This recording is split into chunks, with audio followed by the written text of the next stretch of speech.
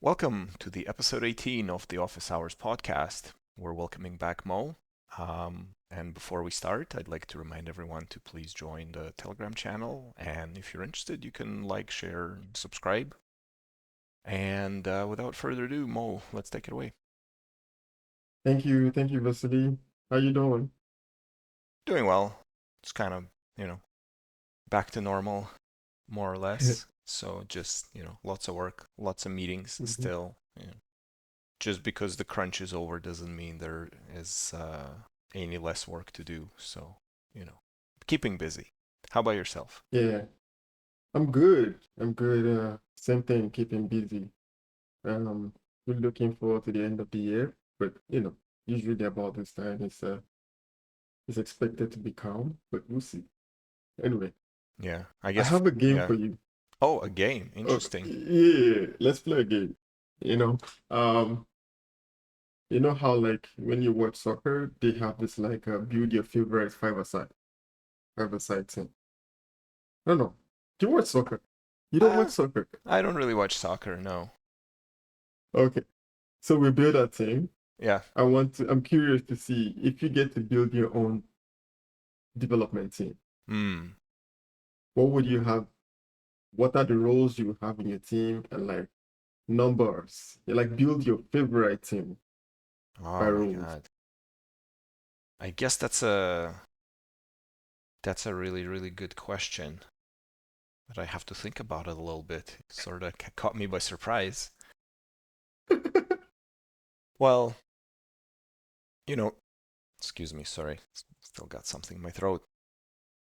When we were chatting about consulting, like I mentioned, that it's nice to have a little distribution of people on your team, right? In Mm, terms of like, exactly. um, you don't want too many egos on your team, but at the same time, Exactly. you want clear direction, and Mm-hmm. you want some people who want to, or maybe not necessarily want to, but are like okay with kind of carrying a lot of tasks, which just require, you know, get your specs up front and kind of dig in and get to it. And at the Mm-hmm. same time, sometimes you encounter like really odd problems that you kind of have to have a lot of creative input to try to solve them. So for balance, I guess it would be nice to have a little bit of each. And I guess we're talking developers only. We're probably not gonna go for like designers or project managers or Everything. anything like that. Actually, Everything. everything. Everything. Everything. Okay. Well, I mean, what kind of project are we building with? Because too many people, like too few people can be dangerous, but too many people can be equally dangerous. Like the more people you have, the more managerial overhead you need to have, right? Because you need to actually tell everybody what to do and coordinate everything, and the more people you have, the more complicated that becomes. I Mhm. find that I guess the ideal team size is probably like 5 people, I would say. Not counting like product and design. Usually these roles are, if it's a bigger organization, these roles are kind of covered by other departments, so to speak. So if you have like a PMO, you'd have a project manager that reports to somebody else, right? And design team, again, usually they're kind of their own little group that just does the services for everybody else. But in terms of development, I think five is probably like 4 or 5 people is probably ideal in terms of lowering your overhead for communication, but at the same time, like having enough people so that you can split up the tasks and do the work. But at the same time, you can do with less. It's just gonna take you longer, but more the more it is, the more complicated it becomes, right? The whole point about having these big protracted hierarchies is that, we hire so many people, but now we have to like manage them all so the layers start forming like the managerial hierarchy. So yeah, for me personally, I'd probably stick with 4 or 5, at least to start. Yeah, but uh, I'm curious about like say for example, let me say, so maybe you want to have one product manager, two designers, Hmm. four developers. Like, how would you choose your developer? Would you choose like um, intermediate, full experience, like your dream team, your Right. dream development machine? Uh, What would that well, look like? I don't know. I think it's kind of highly individual because, I could say, oh, I just want a bunch of experienced people. Like, I want everybody to be senior, right? But if you have Mm-hmm. that, then, you're going to have a bunch of strong personalities on a team. I was watching this video today from Primogen, and he was reacting to an Mm-hmm. article saying that, you know, a senior engineer without strong opinion is not a very good senior engineer, but a Mm. junior engineer with a lot of opinions is not a very good junior engineer, you know? And I mean, I usually enjoy aspects of like mentorship and like teaching people how to do things. So if everybody's senior and there's nobody that I can teach things, the big part of that job aspect kind of drops away for me, so it wouldn't be as interesting. Uh, so it's like again, what are we picking this team for, and like for how long? Because I don't think that you necessarily can even have like a universal team. Like the team may work well for the project. Like if it's a front end heavy project, you might want to have people who are more focused on front end versus back end. That's why I guess in organizations people are rotating amongst teams often, just because they want to chase the experience that they want to have, right? And I guess the other side too is I'm still just kind of entering into the more of a team leadership position type role. Prior to my current position, it's mostly been sort of individual contributor type stuff slash maybe some mentorship opportunities, but all of the actual management, defining tasks and assigning things and time tracking and all that bureaucratic stuff, that's usually been taken care of. So I never really had to think too strongly about it. Even for interviewing, you know, it would be like, oh, we're looking for a front end engineer to cover these deficiencies that we have. And it's like, okay, so we're like am I gonna ask like these sets of questions? Or if it's more back end oriented, then it's gonna be that type of questions. But I don't think I ever been in a situation where I would be like, oh, I think we need more front end engineers on the team. Usually, and I don't know, maybe it's like a personality thing, but usually it's just like, okay, let's figure out how to make do with what we have, right? So I don't know. Maybe you have to kind of give me a little bit more Okay, context for it to for it to make okay, sense, right? Because otherwise, okay. the vaguer the question, the more of a it depends type of answer it's gonna be. Yeah, yeah, I see that. But so for me, I would like I would prefer to have like two POs. Two POs. Um, yes, one senior PO, and then um, and then the other one will be like the direct PO. Mm-hmm. But I will explain why, and I would like your opinion too. Mm. And I would like to have like you said, five developers because too much number can like make the team.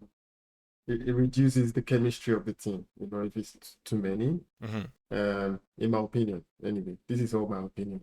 And um, I want like two designers just for uh, validation, when you need someone to talk to.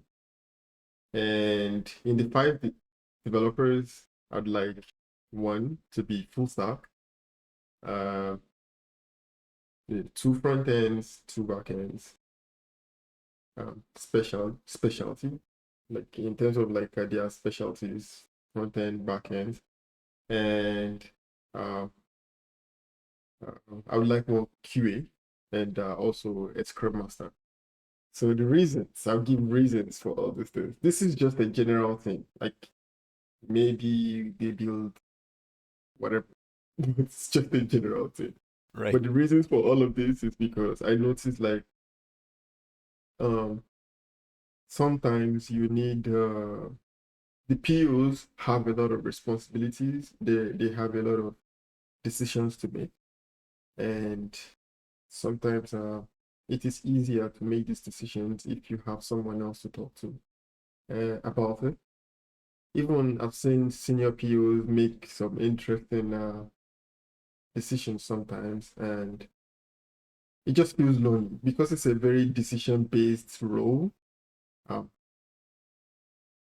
if you rely on just like your communications with the developers and all, sometimes you might not make the best decisions every time because everybody wants the easy way out. Sometimes they might just like tell you what is easy to do or like so not necessarily like the best advice. But anyway, and the reason why I say like I want a one full stack is because sometimes like uh, between the other guys, there will be someone who would want to take time off, like someone who would not always be available or for different reasons, just a backup guy to always like step in and do like extra reviews or something for the code. So someone that can be on both sides.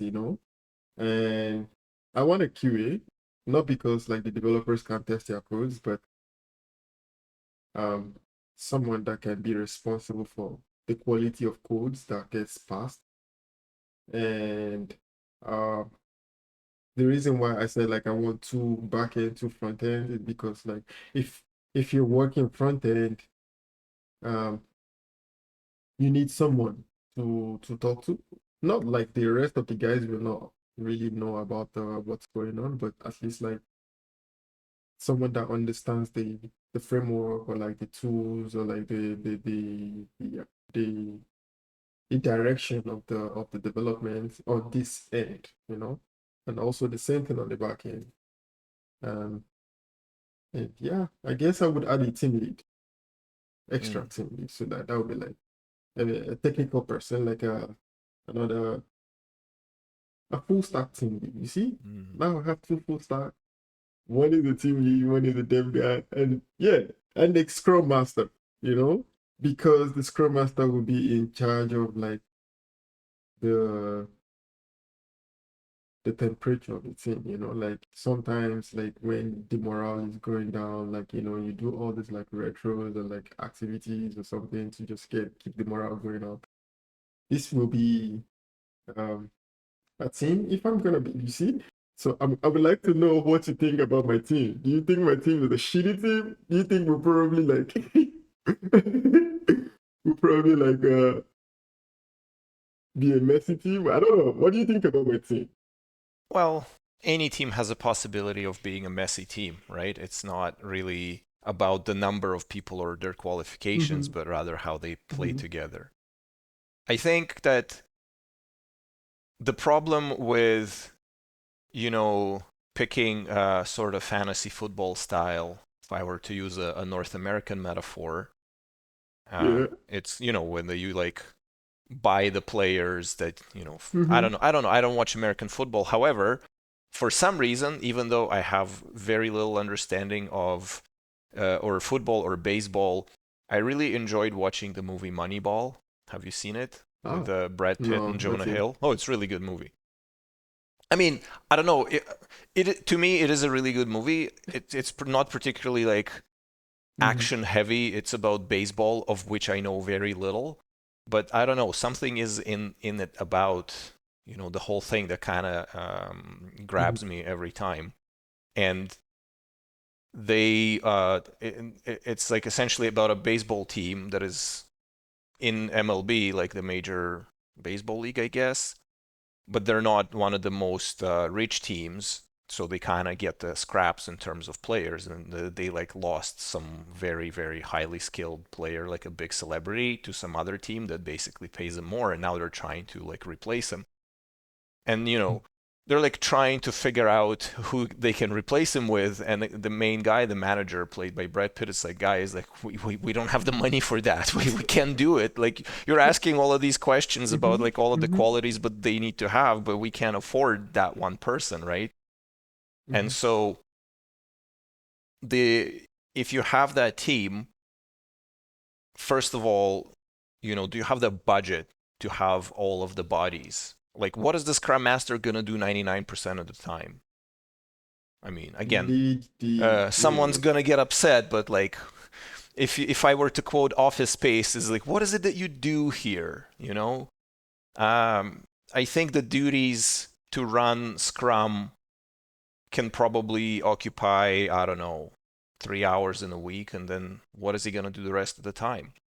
Like, that's just a person sitting there burning through your team's budget, being resented by everybody else because he's telling people what to do, but he doesn't really do anything himself. So that has to be a role that's attached to one of the developers, and maybe it rotates so they all can get a little bit of experience doing that. But do you need like a one whole person for that? To me, probably not. In terms of two designers, I think that's probably a good point because it is a very sort of artistic collaborative effort, and so to keep each other in check and Mm-hmm. to bounce ideas off, having to is probably good.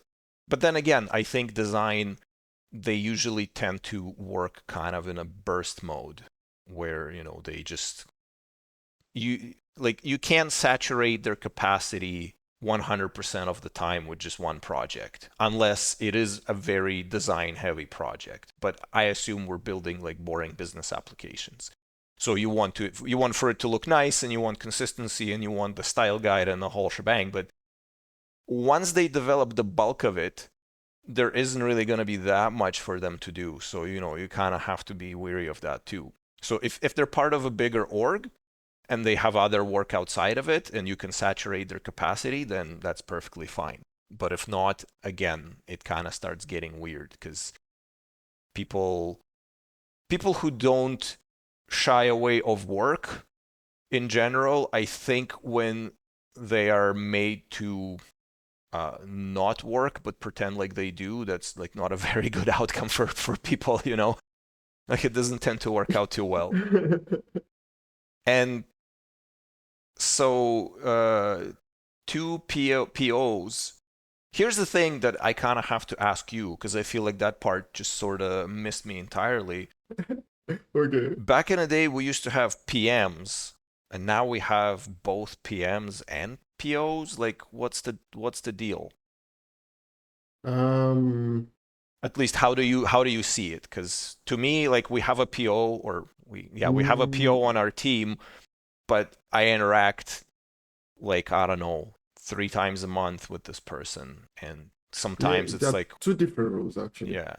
There are two different rules. I think one I of guess I the guess I would say that I value a good PM more than I value a good PO, I guess. well, they have two different responsibilities. So there is the project and then there is the product. So a product is like a part of the project, itself. Like the project is the bigger picture. Mm. So for example, if you build like an application with the different features, so someone can be in charge of messaging, someone can be in charge of calendar.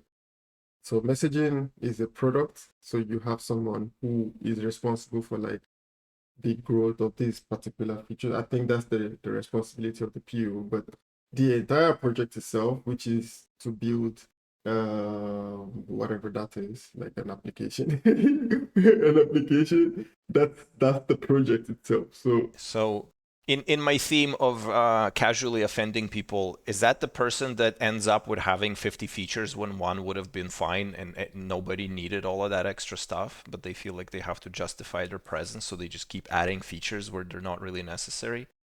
It's like, have you used Skype when Skype just came out? It did when was chat that? and it did voice calls, and it was perfect. And then Microsoft bought Uh-huh. it, and with every new Mhm. version, it turned shittier and shittier and shittier with more things that nobody needed. Is that what You happened know what? there? I don't know. No, no. You see, no, I have some maybe I'm biased, but I would call myself like a modern developer. Like maybe it was different, like in back in the days or like before now. But I would say like me, I belong to this new school generation of developers. So I find it very it's needed, because these roles are very decision heavy, and one wrong decision can tank the entire company, like can tank everybody, can send everybody home, you know. And so in terms of like making one person responsible for 50 features, or like responsible for, like, you can't even, because you have to know everything going on in the development process of this feature. And to even know everything, for one, is already like complicated enough. Then imagine one person responsible for communication with like 10 teams, or like 10 group of developers. Like, how many meetings can you even have in a day? Like, developers don't even have enough time to talk to you in a day. Like, it's really, really, really complex. Like, I've seen it. This is how I see it. And I think having a PO to be responsible for like the features, it's is very is very healthy Hmm. for like the growth of whatever they're doing. Like, I don't think it's too much to have. I think if you can afford it, it's good, Hmm. in my opinion. Interesting. I think usually, yeah, I guess I can kind of see that, even maybe not fully, because usually back in the day, like the project manager was the person who was interfacing with everybody on both ends and also making Mhm. decisions in terms of like the direction of the product. So I'm wondering like what necessitated that split, because it doesn't feel like the things that we're building right now are that much more complex feature-wise compared to 10 years ago. I mean, there were plenty of features 10 years ago. Like technology was different, our No, capabilities were different, but I don't know. I guess it's for me. Maybe I'll eventually figure it out. But so far, yeah. I'm dubious. Let's say. I mean, I could, but I don't think back in the days, I think we have more complicated applications now I than we th- used to have. I think we have more Now, complexity, but complex, that's the word. yeah, I don't know in terms of like complications versus complexity. Would definitely have more complexity. But the weird part Complex, is that's is the word that I'm looking for. yeah, that's the complexity that we assume ourselves for whatever reason. You know, I've just been conversing recently in one of the chats that I inhabit sometimes, and I was saying how we build a project right now that feature-wise is basically identical to something that I would have used like PHP to write 20 years ago. Only now it's like 10 times more complicated for absolutely no good reason. We just like gluttons for punishment when it comes to complexity. It's like, oh yeah, give us distributed, give us microservices, give us micro front ends, give us like all of these different stacks, give us Docker and Kubernetes. And in the end, it's just a page that spits out a little bit of HTML with text and images. Only now it's to the nth degree. And before I can edit the source code and have it immediately show up, and now I have to wait for half an hour for the CI pipeline to complete to arrive at eventually basically the same end result as I could have 20 years ago, with just infinitely more complications, Yeah, more layers, more people, because before it's like, yeah, it's just PHP running on some server. Now it's a yeah, SRE team maintaining a Kubernetes cluster in GKE, and they have like 5 people. Then I don't know, why did we assume all of that complexity upon ourselves? to get exactly the same thing with just more pain and suffering. And I don't know, sometimes it escapes me. I feel like a lot of I it was a know, mistake. I know, I think I know. It's like what we were talking about last week, the the security thing. I feel like nowadays um, the process of software development is it requires a lot of attention and being careful. Right. And I think all of this just gives like an extra layer of like security and an extra layer of like che checks to make sure that to always like ensure good quality code, good quality, software. Yeah, but And I find that the quality of software is worse now. Everything feels worse now, you know. You just that, you just get all of these random bugs and errors in all software right now. You know, there's a guy he's like a developer and a designer. He has this website called tonsky.me, and he did this thing about how everything just feels shittier compared to before. Computers are like infinitely more faster compared to 20 years ago, but applications are like slow and cruddy and they show like all these errors and all of these weird things keep happening. And it's like I don't feel like we're building better quality code now than we did before because with this mhm, increase in complexity, I think it's mhm, impossible to build quality code. It's just way more complicated. Like you just have a complexity explosion in terms of like the number of inputs, permutations of everything. mhm, You throw all of these things into the mix, you can't account for everything. It was much easier to account for everything before than it is now. You know, when you're developing for a Intel 8080 processor and you manually control all hardware registers, you can literally account for everything. There's your three registers, 8 bits each. There's your program counter, there's your memory, and there's your CPU. You literally control the universe. Now, forget about mhm. it. So You the claim that the quality of software is now better than before, I find that really hard to believe. no, I agree with it. Like I believe it 100%.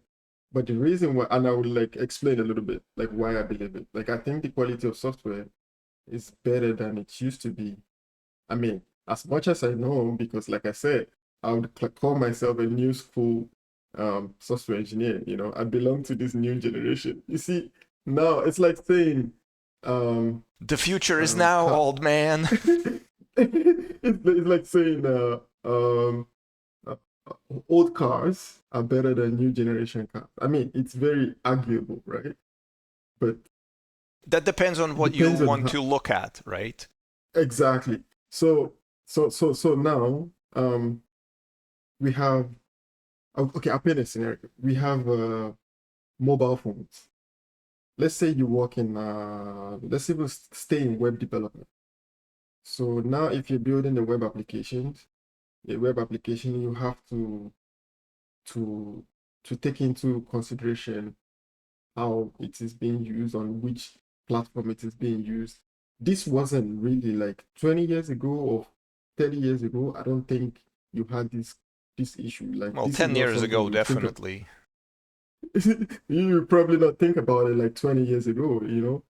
The only place where you would want your application would just be like on in a installable version of it on a CD on the computer. Mhm. That's easy. You develop a desktop application, you know where it's going, you know how it's going to be used. Now you have a SaaS application that you expect a lot of people to use, like a lot of people. And when it comes to a lot of people, you never even know how these people would be using your applications, like designing uh, a pen, but you expect them to write with the ballpoint, but they decide to write with the bottom of the pen, whatever, different things happen. People try to do whatever they want. So you have to put a lot of like checks, a lot of like tests, different layers of tests, different layers of like, I think it's more complex now and it's more um there's a lot of things to put into considerations now. Like the other day, Samsung came up with a phone that opened this way. I don't even know what's the name of that phone. And while everybody was celebrating, I'm pretty sure there will be some software developer somewhere or some designer somewhere just crying like, "Oh, now we have to take care of this screen size, this Mm. screen resolution." How do you say that? So that's another complexity that's been added to development now. So like, there's a lot to, Right. and I don't think it was easier. Like it is easier now than it was then. I Like mean, really. a lot of the points that you mentioned actually they make sense, but at the same time, when you're developing your software for a CD, once you press that CD, that's it. Like there's no Yeah. very little opportunity to fix anything, as opposed to like Mm-hmm. SaaS, where you deliver a new Mm-hmm. version, a person Mm-hmm. presses refresh and they get a new version, right? It like that part has been solved. So before, I would argue the quality controls were way stringent because once that CD is stamped, once you have that golden master from which every other CD is stamped, that's it. You're not changing anything. So you have to be damn sure that it does the right thing out the door. Whereas Mm-hmm. now we're in the era of perpetually half baked early access 60 gigabyte patch on release day type crap. You probably Yeah. play on a console. It's like, hey, FIFA 2023, 80 gigabyte patch on the day of the release. Enjoy waiting 4 hours before you can actually play your game that you just bought. So Yeah. I it mean, it's it better now. it remains to be seen in a lot of ways because yeah, I That's mean true. certainly there's definitely improvements to usability of things, but at the same time, I think we peaked because I've been seeing that we kind of diverted way out of the direction of the team composition, but I just want to make that point. Yeah. You know, Mm-hmm. Apple used to be, prided on its approach in the interface, like the human interface guidelines and all of that stuff. It was very clear what everything is doing. The discoverability of features was excellent. The consistency was excellent. But now you open some application on an iPhone and it's like, oh, in a messaging app, if you swipe on left on the application, it's gonna archive it. And it's like, well, how the hell were I supposed to know that? There's no visual cues indicating that this is Mm-hmm. possible. And in a lot of ways, there's like all this rich functionality that most people never even discover because the attention to detail and attention to discoverability of that feature is just not the same. So clearly it's taking a nosedive. And a lot of people complain that like a lot of the new versions of macOS, they just add cosmetics and just perfunctory stuff that most people don't really care about. Meanwhile, some bugs that have been for a long time are still there. So yeah, in terms of quality, I'm not sold. We have more complexity now, so it's definitely more difficult to achieve quality just because the amount of variables that you have to control has just exploded almost infinitely. And Yeah. yeah, it's like that SpongeBob meme where SpongeBob is like showing like bugs, bugs, bugs everywhere, like lifts the carpet, bugs, opens the window, bugs, Yeah. rips the wallpaper off the wall, bugs. And we pretend like this is normal, and in fact, so many people say how habituated they are to all of the weird idiosyncratic behaviors of their apps that they don't even notice how crappy their overall experience is. They just like, oh, I guess that's computers for you, always some pop-ups and error messages. It feels like it could be better, but because we invest so much time combating the complexity that we willingly put on our own backs, we barely have any time to actually do the rest and make it nice. But anyway, Yeah. that's like a old man's rant by now, so I'll shut up. Yeah. I mean, it's really like um, I agree with you. Like, I think it's true, especially about like having so much like variables about so much there's so much to consider now in development. But anyway, we'll probably make make a session about this with this. There's a lot to talk about here. I see there's a lot to talk about here, but Yeah, I definitely. we'll do a different episode about it. What I really wanted to ask you today, aside from the team composition and all, was about these days there was this in the news about certain province here in Canada who decided like they would no longer ask people for Canadian experience before they get jobs. And I remember like even before when I moved here, I remember like sometimes it was a thing people ask you like if you have Canadian experience before they actually. I'm wondering what's your take on this? Like, Hmm. how do you feel about like people who are really just starting out, like just trying to get into this industry, but they don't have the Canadian experience or whatever? Like anyone Right. else listening in another country, I wonder if it's the same. Yeah. So, how do you feel about this? To be honest with you, this is the first time I've encountered the term Canadian experience. I imagine it's just a Canadian work experience, as in like work experience for a Canadian company. Uh, Usually, the question for me, that question always boils down to, can you work in Canada legally? And that was that, right? But Oh no. again, I started working in Canada right after graduating college in Canada, so maybe they could just see that. So that was never kind of a pertinent question. In terms of having a Canadian work experience, what does that even mean necessarily? Like, are we doing something so drastically different here in software development world compared to the rest of the planet that it needs to be acquired somehow? Well, that was the question. But Mm-hmm. for me, I worked in Nigeria before coming here, Mm-hmm. so and in reality, I think I don't think it's a different way to work. However, it's a thing. It's a real thing. Like some people really just mention that some companies would just prefer to have people who have worked here in Mm-hmm. certain capacities on their team. Right. But I think the reason for this is mostly cultural fit, Yes. Yes. I was gonna. because I was gonna actually say that. yeah, because sometimes I think this you can be very technical, you can be good at your job, you can do very well, but if you don't have the chemistry with the team, you don't you might struggle. And Mm-hmm. even if you continue to stay there, it affects like the dynamics, like how people are able to work with you in the team. Yeah. So, but this now leads to another question, like how do you learn this thing without actually being in there, you Ha. Well, know? it is. I don't know.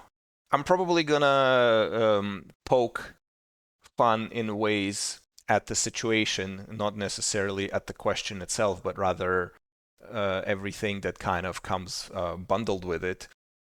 Because, you know, implying that, okay, definitely there's different cultural differences in terms of, how people approach certain things. You know, I remember maybe a couple of years ago, there was sort of this matrix of common scenarios and how different cultures approach them in terms of like timeliness or when yes means yes versus when yes means maybe, when yes means no. Like all of these different things, like the various gestures.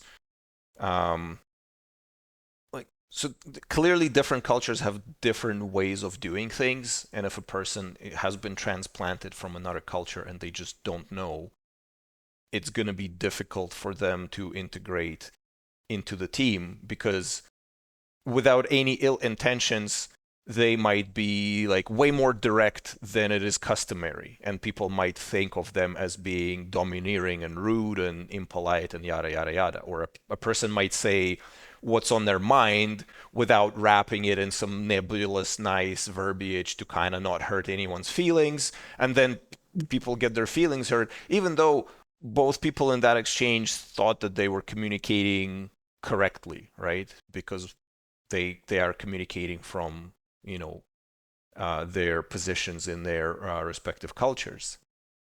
In terms of how do you acquire it,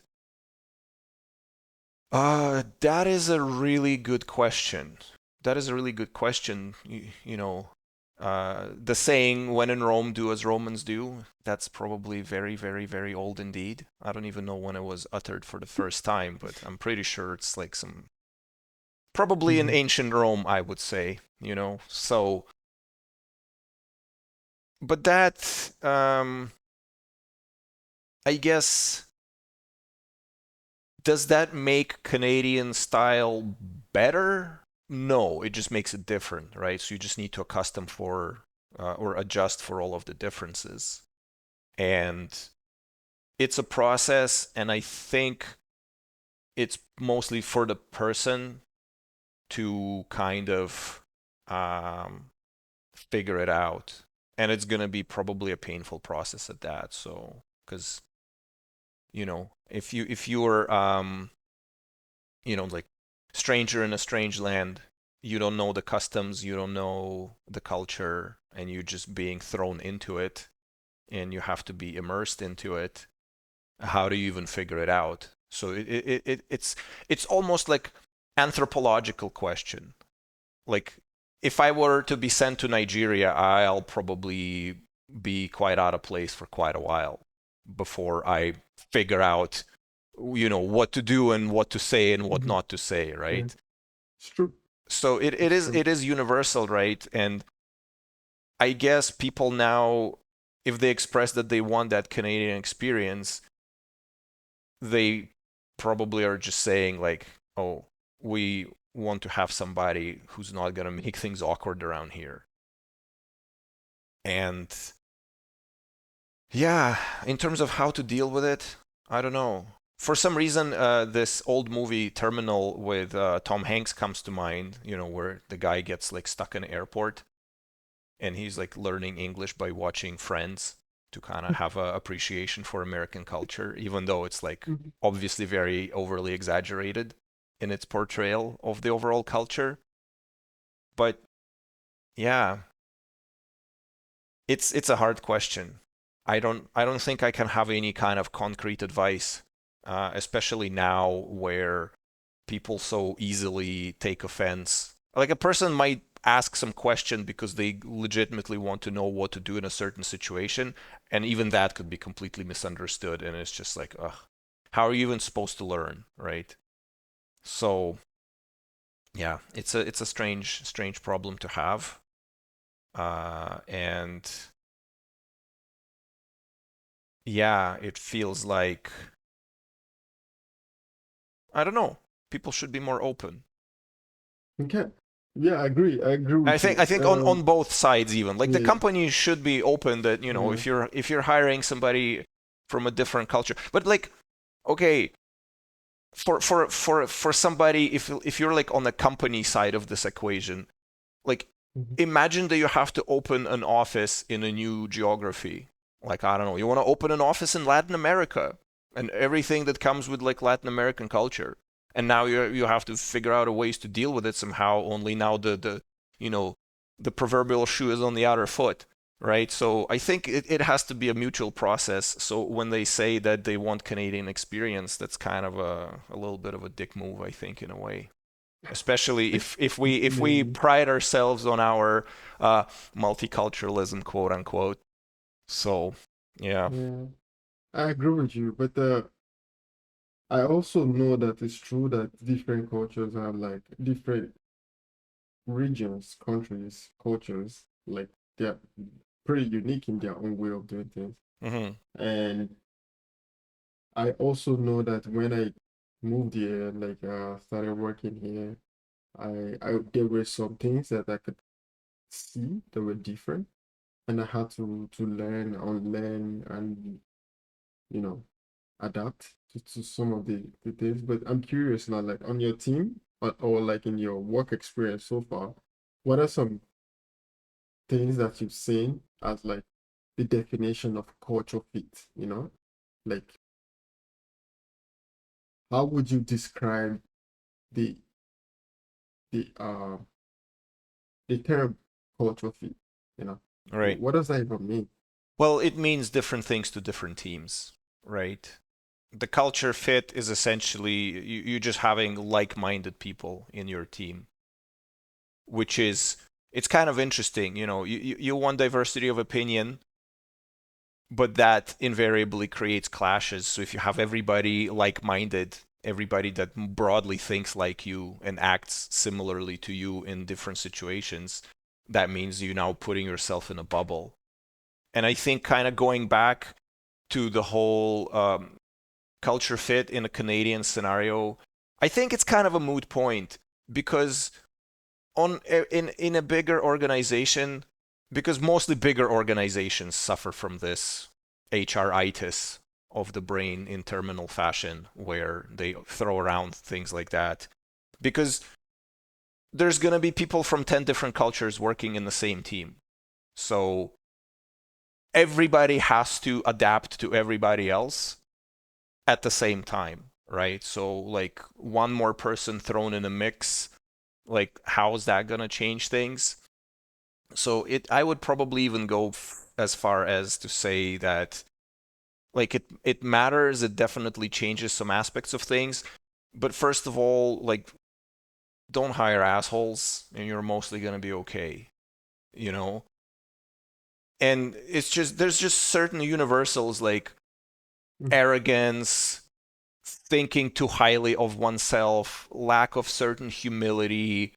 I mean, again, depending on a role.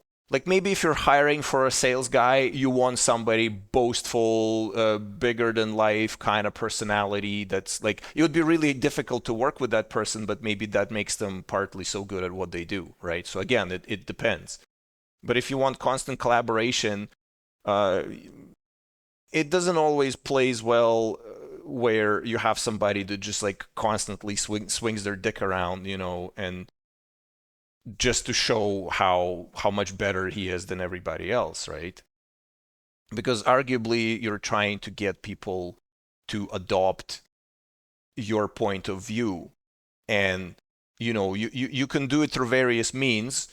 You can either convince them through argument, you can sway them with emotion, you can probably just uh you know do it through like force or threats of violence, right? Like there's not that many options to get people to be on your side, or at least to pretend to be on your side, right? And I think that in a highly creative endeavor like software development, convincing and good argumentation works much better than the rest, right? So if you hire people for those qualities, you're going to have better outcomes. um, and thankfully, for most part, the companies that I've been working with, I rarely had that problem. There was like basically one company where I end up being like quite miserable. And when I stopped working there, it was like, whew, finally, that's over. Yeah. And it was mostly due to poor management of personalities within the team itself. So it is a very important thing, and not many not many places get it right. Well, actually, I don't know. In my experience, most places I've been working at did get it right. I don't know if it was by design or just by the nature of filtering out early on people they think they're incompatible with. And sometimes it's like you meet a person and you click, and it's like, okay, this guy, we align, we're on the same wavelength, so it'll likely work out better than if you meet somebody and be like, yeah, I don't really, the first impression, like the mental capacity of detecting friend versus foe has been evolving for, I don't know, hundreds of thousands of years, and I think it kind of gotten dampened a little bit in last couple of hundred, maybe just through personal observation, but it's still there and it still works really well. You can kind of tell a lot of times. Yeah, I agree with you because but you see, like it's a job, right? Hmm. And like you said, we would all come with different personalities. I don't think in the 45 minutes of an interview you can really tell who a person is. Really, I mean, maybe experts like the people who work in HR are they have like good knowledge of psychology or whatnot. I hope they do. Maybe. I hope. I don't know. I don't know what it takes to be I don't know. to work in HR, but I'm in a mood for insulting people, but like liberal arts failures go working for HR. Honestly, like I have very few sympathies for people in HR. Um, I don't know. they do a So lot of work. I know they do a lot. Well, I have well, I think I don't think like 45 minutes will be enough, sure. but Yeah. I here, guess here, here, that depends on the goal of the interview, right? Because a lot of places interview focuses on the technical skill, right? And I guess depending on the type of role that you're hiring for, it might make sense. But if you notice, bigger companies spend way more time during interviews.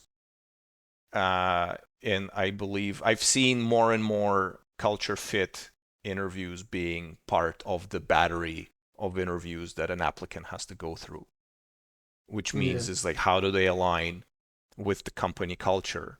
Which again, sometimes when I hear the phrase company culture, I kind of get these PTSD flashbacks because right. there's like overt culture and then there's actual culture. So there's one that they claim they have and then the other that they actually have, and not always the two align, right?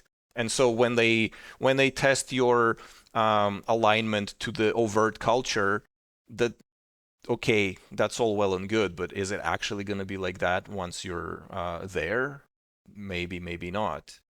And so Yeah, a lot of people think that just by saying they have great company culture, it materializes it, right? But company culture, I don't even know if you can probably have company culture at a very early stage, but how can you have a homogenous unifying culture in a company of, I don't know, 1,500 people? Like there's just no way. When you're a company of three people and you're all friends from college and you just graduated the same program and you like all the same movies and things and hobbies, it's very easy to have your culture nailed down. But eventually you reach a size where the CEO doesn't have time to recruit and interview people anymore. It gets delegated. And at that point in time, that culture starts getting diluted because the person he delegated it to doesn't share his vision 100%. And as the hierarchy grows and more organizations start appearing in the mix, all of those different hiring managers are going to have their vision. So they might, it'll still have some lineage of that original sort of vibe that was there from day one, but it's never going to be homogenous and it's never going to be unified. And not many people would like to work as a drone in an anthill either, right? So I think, again, once it gets to that stage, it sort of inverts, and each team has its own culture. And some teams are more successful than others, depending on the sort of thing they have going on inside. And maybe if you then rotate people, they could take the good parts out of that and try to disseminate it elsewhere. But even that thing is like a very thankless task. I remember being in a situation once where, we had a very, very sort of efficient team uh, doing like a very lean process, kind of like more agile than agile in a true sense. And then upon conclusion of some project, that team mhm, sort of fell apart. Some people left, some people got shifted around. And I was trying to sort of evangelize our approaches in a team that I ended up being with, but that fell completely on deaf ears. They weren't interested in what I had to offer. And for a while, I've been trying really hard to sort of show them the light, so to speak, and they just were not receptive to it. And it was very demoralizing. And eventually, I was just like, screw that. Like, this is not fun, and that was that. So I guess in terms of overall willingness to change, right, is what's going to be determining the company culture broadly. Because if you cannot disseminate these ideas, and if they cannot fall on fertile ground to grow, nothing's going to change, right? So like, and I don't know necessarily how to have that. And then on the other side of things, you kind of have to look at it from a perspective of, you need some people who are open to experimentation, but you also need to balance it out with like a more conservative approach, just to make sure that the foundations of your company are stable, and too much experimentation is not just going to destroy it because they decided to pull some crucial pin that holds the whole structure together just to see what would happen, right?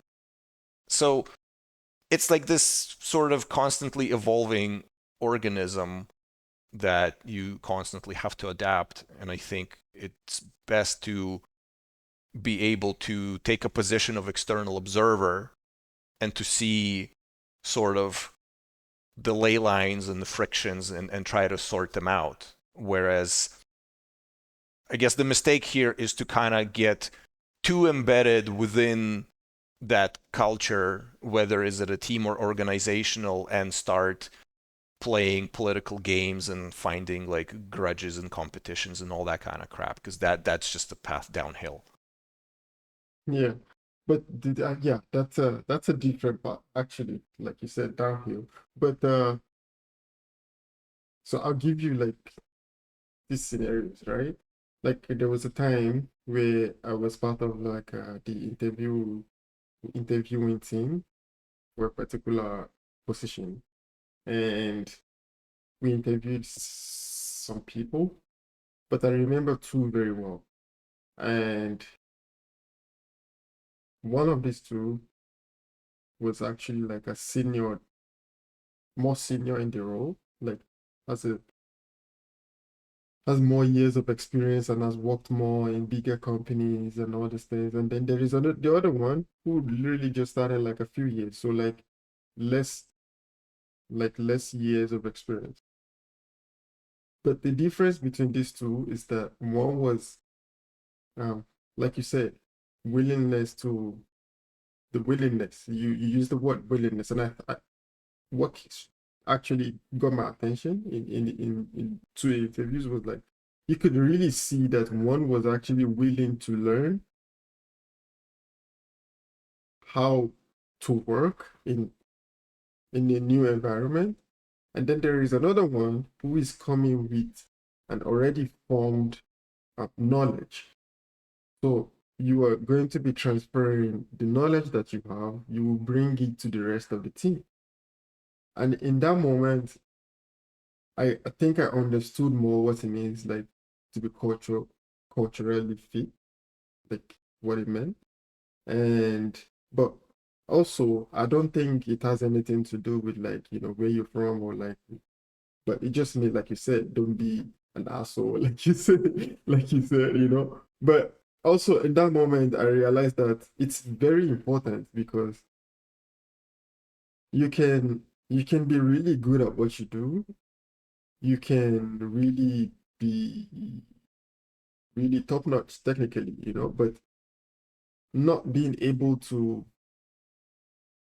not being humble enough to learn how people do things, like you said, when you're in Rome, be like Romans, not being able to be like Romans in Rome, and trying to teach Romans probably the ways of where you're from. Mm-hmm. I think that is that's a clash because now, even though you might have really good ideas, this is just not how they do things here, good or bad.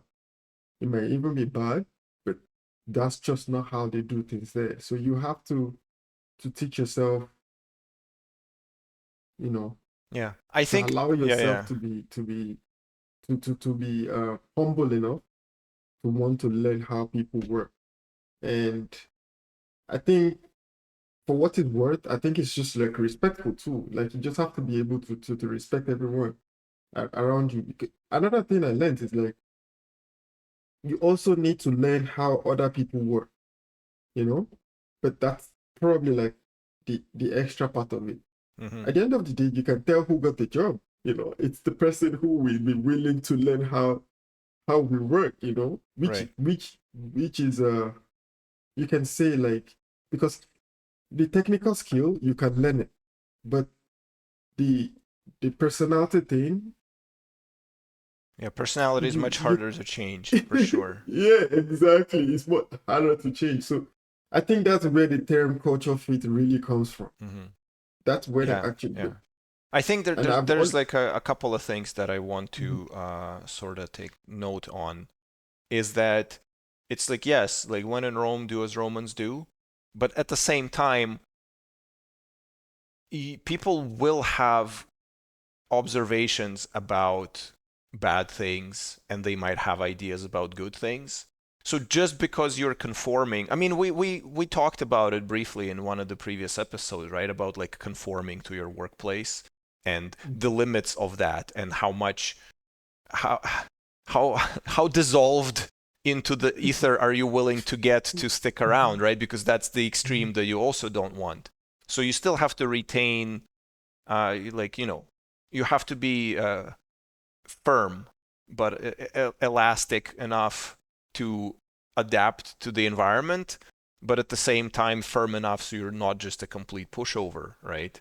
And if you have good ideas or if you have observations about bad things, you have to be able to convey them to your team. But again, as I said, like convincing is works better than forcing or cajoling or tricking or something like that, right? And so definitely, like to me, I think being humble is a big thing too, right? Because there's just so many things you don't know, right? And you lack context. And the other thing too is even people are sort of like, you see them doing stupid things,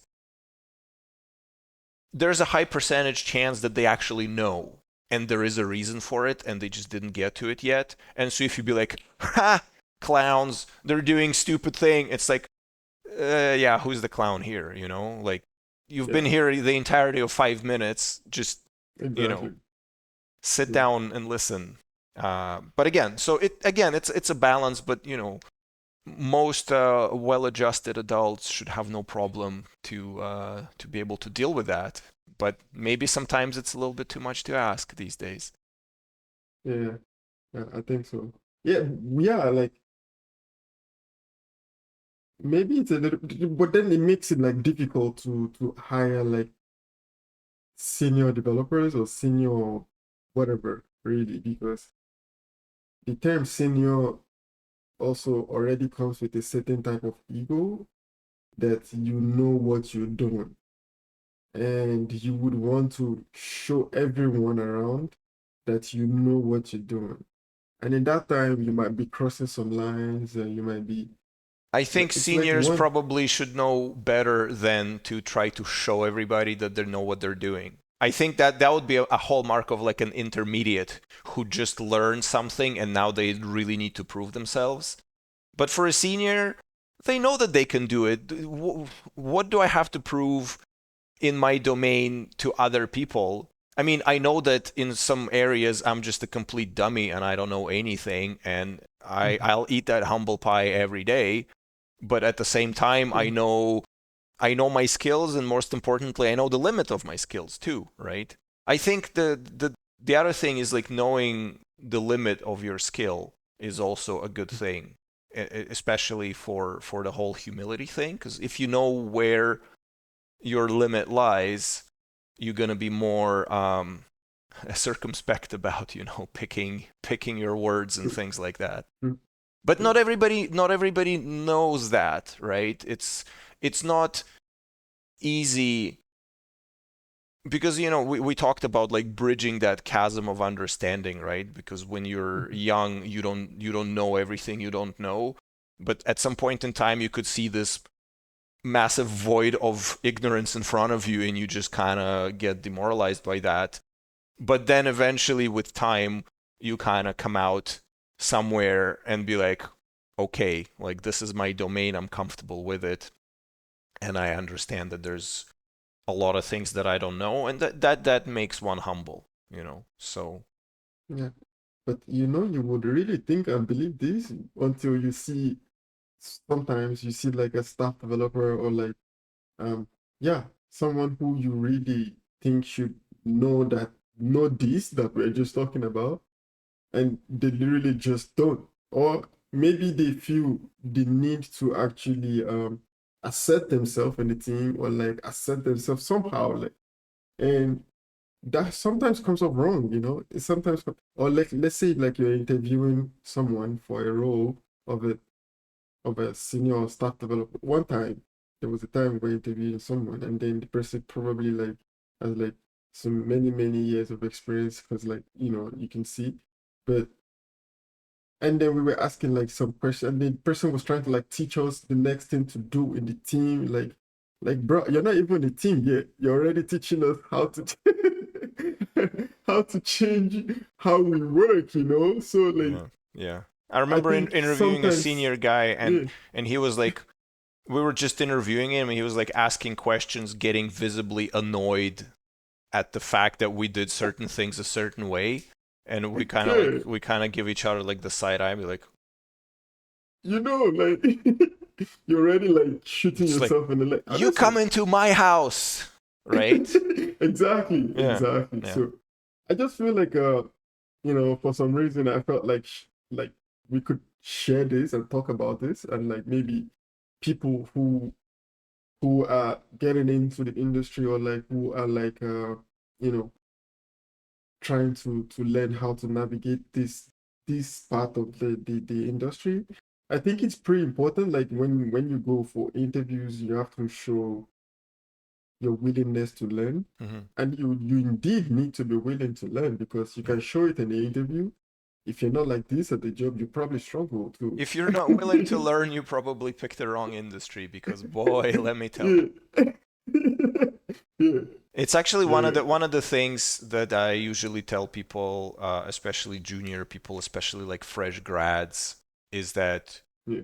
you know, if you're going for a job interview, I think the expectation already is that you're not gonna know everything they need if you're going for a junior role. And it's better to be upfront and honest about the things you know and don't know, rather than try to pretend to be something you're not. And Yeah. willingness to learn, they'll teach you all the skills you need to have pretty quickly, as long as you're willing to learn and, you know, uh, again, know the limits of your expertise. So, Yeah.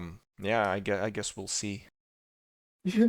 Yeah, we see. Another thing I noticed, like sometimes about this, sometimes like you see people who are starting out, and like you look at their resume, and like you see so many skills, like so many skills. And you're wondering like, Just carpet really? bombing keywords.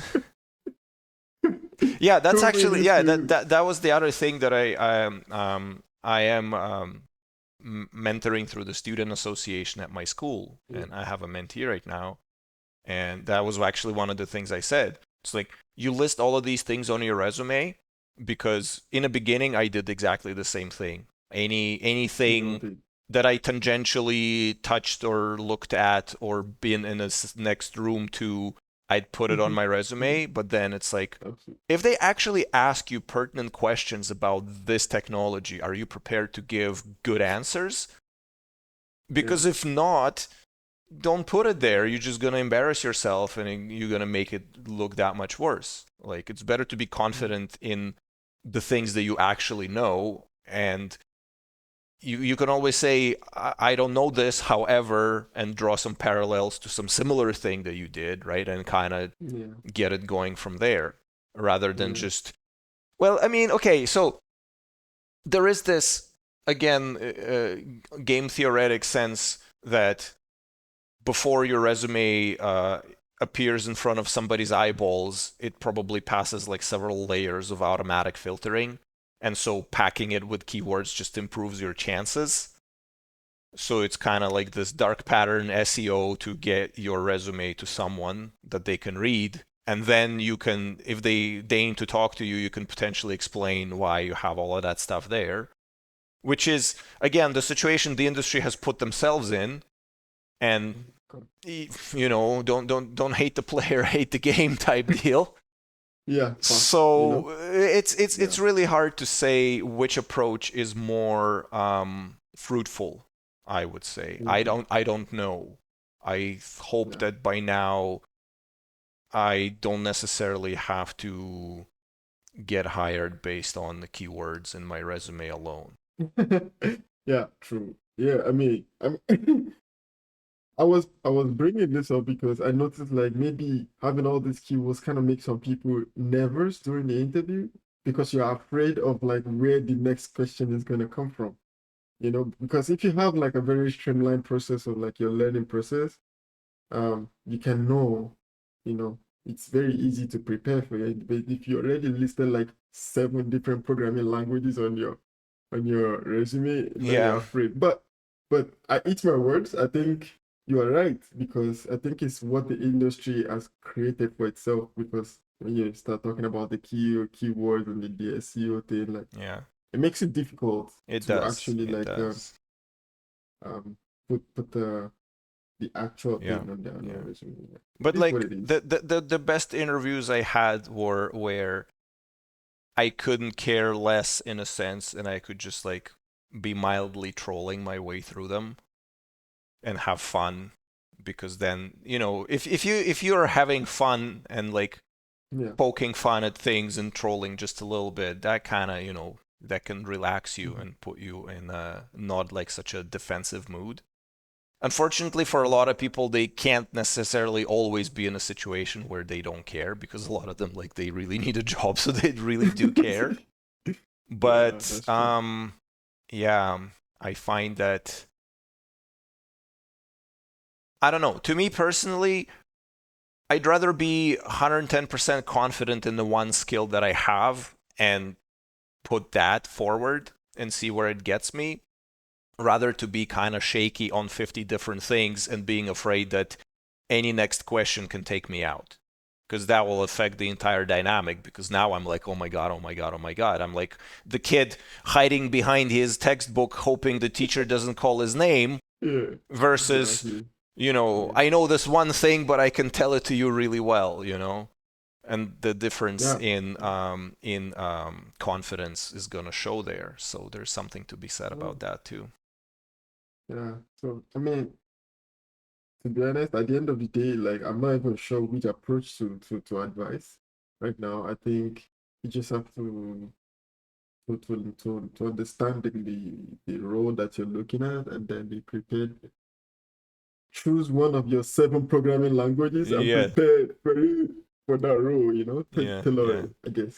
Because as much as you'd like to be feeling responsible for someone's success, you definitely don't want the feeling of being responsible for someone's failure. Yeah, So exactly. Exactly. So giving I advice would is a tricky business. yeah, true, true. So I keep my words. But I guess I wish everyone success in Yeah, their ambitions and like in their, yeah, yeah. yeah. I also wish myself success. Anyway, Yes. I hope all of us so will find success in whatever yeah, endeavors. yes, yes, exactly. So yeah. That's it for today, Vasili. Those are the things I wanted to discuss with you today. Thank you again for your time. Thank you for sharing your experiences and your opinions and everything. Thank Yeah. you. Thank you And then very we'll do it much, again Mo, next week. for being here and, bringing this question forward and trying to teach me the wisdom of difference between a PM and a PO. I do appreciate that. And, Mhm. I think we kind of jumped across a couple of different topics, so it'll be interesting to formulate a succinct title card for this video, but hopefully I'll manage. And to everyone that's watching, thank you very much. I hope you enjoyed this conversation. And, if you have any questions, feel free to leave a comment down below or to join a Telegram group and chat with us there. And on that note, I bid you all farewell. Have a great day.